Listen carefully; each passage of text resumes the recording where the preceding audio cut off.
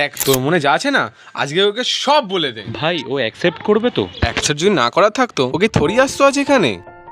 ঠিক আছে, তাহলে আমি এক্ষুনি যাচ্ছি। যা যা এক্ষুনি যা আসছি। যা যা। ও আর আসবে না। কেন আসবে না? এক্ষুনি চলে আসবে। না, ও আর আসতে পারবে না। ওখান থেকে এখান অব্দি আসতে কতক্ষণ টাইম লাগবে? অনেকক্ষণ। কারণ এরপর থেকে মেয়েটার সাথে ওকে দেখা করতে হবে, তারপর হোয়াটসঅ্যাপে chatting, message, phone call, video call, উইকেন্ডে shopping, cinema hall, night out. তারপরে সব করতে গিয়ে ও এতই বিজি হয়ে পড়বে, ও তোমাদের মতো বন্ধুদের আর টাইম দিতে পারবে না। এ চিনি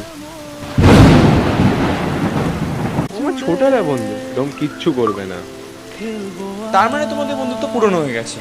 আগে ও সিঙ্গেল ছিল, বাট এখন ওর গার্লফ্রেন্ড আছে। এরপর তোমাদের আস্তে আস্তে দেখা সাক্ষাৎ বন্ধ হয়ে যাবে, তারপর কল করাও বন্ধ হবে। বাই চান্স যদি তোমাকে কল করেও নেয়, তাহলে এইটুখানি বলার জন্য ফোন করবে, বাড়িতে কেউ কল করলে ম্যানেজ করে নিস।